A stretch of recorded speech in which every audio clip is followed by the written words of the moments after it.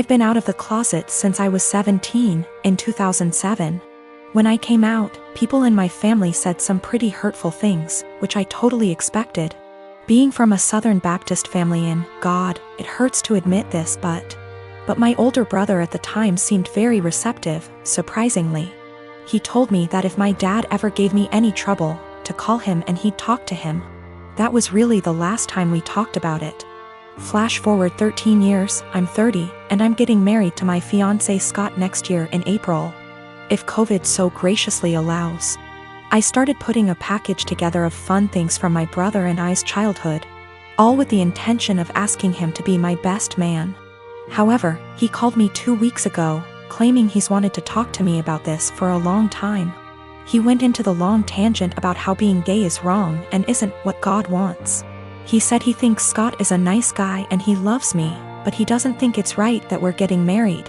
It was quite a shock, as Scott and I have stayed with him multiple times when we visit my hometown. To top it off, and what hurts perhaps the most, he said my 3-year-old niece, whom we adore, won't be coming to the wedding because he didn't want to have to explain to her what was going on here. Notice he only said that she wasn't coming to the wedding.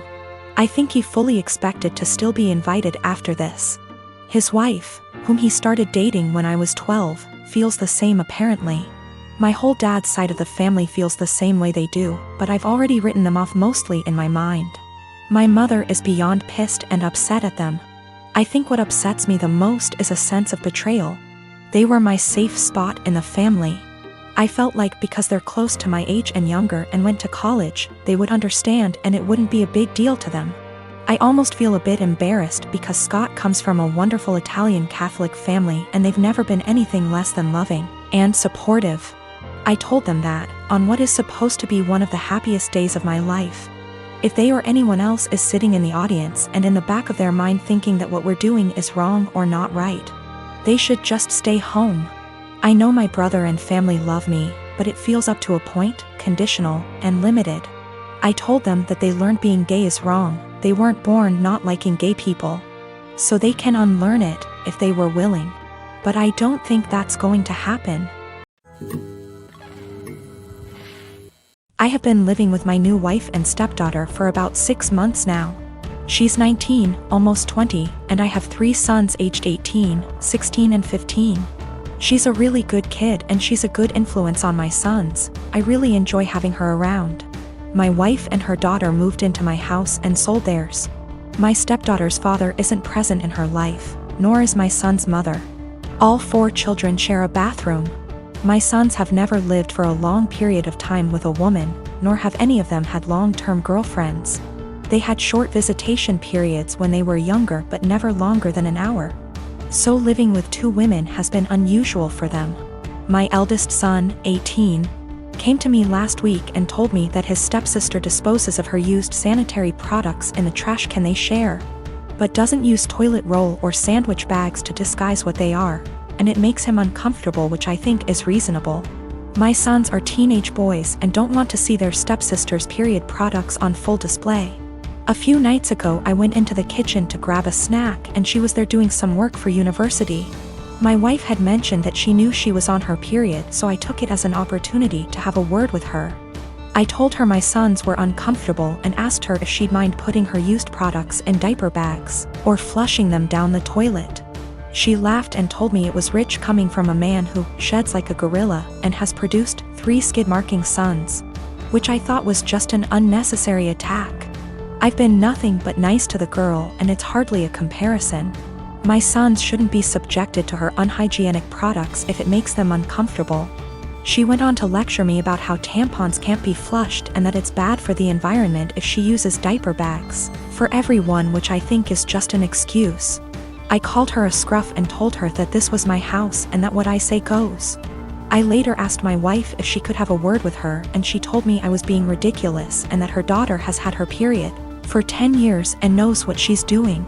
When I told her it was making my sons uncomfortable, she said my sons needed to get a grip and turned over and went to sleep. This is a genuine issue to me and she didn't care enough to have a discussion about it.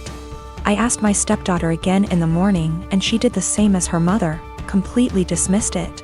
Both of them have told me to stop being so silly, but I don't see how I'm being unreasonable when it makes my sons uncomfortable. My girlfriend and I have been together for about a year. Most everything is great except one thing.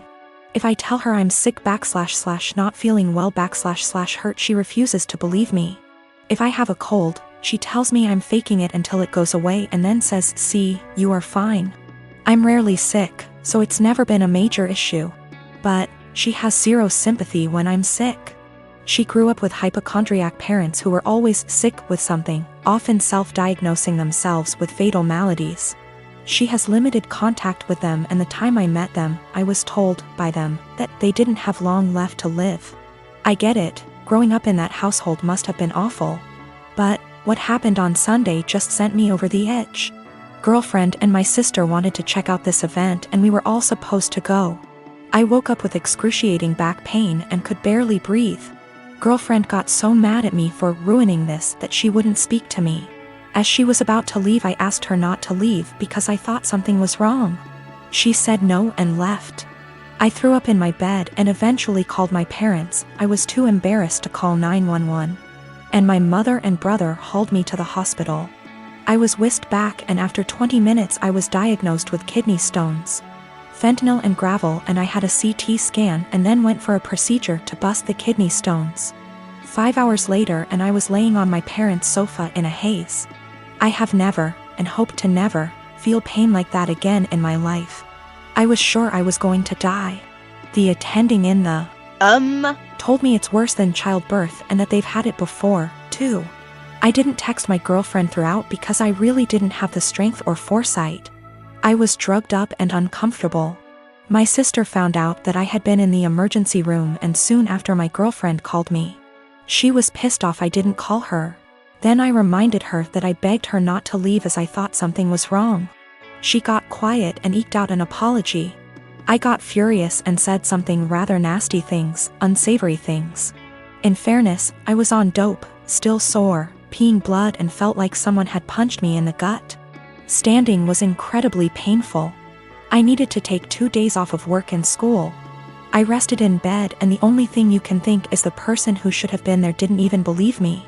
She's texted me this week a formal apology and wants one in return for saying nasty things to her. I've been avoiding her texts / calls. I've felt like shit this week and picked something up in the So I laid low, took a few days off work and relaxed. She wants to meet tonight and talk about everything, but I'm still so mad I don't know if I should hold off seeing her. Is this as big a transgression as I feel like it is? Am I blowing this out of proportion because I felt so shitty? I just am so annoyed and angry. Girlfriend didn't believe me something was wrong and I wound up in the with kidney stones and needed a procedure. She was mad that I didn't call her, I was too doped up, and then when I blew up at her she felt bad. I'm still mad at her.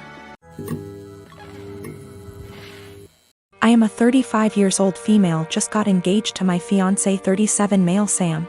We do not live together because we're waiting till marriage given he and his family are highly conservative Christians but they're really nice and lovable people. I had plans to spend NYE with Sam, but he said he was out for NYE dinner celebration with his parents then called me again inviting me to join them, and I happily did. His parents were there, they welcomed me and ordered many dishes and desserts and drinks. We celebrated and had great time, that is until it was time to pay. I pulled my wallet out of my bag letting them know that we'll split the check between us.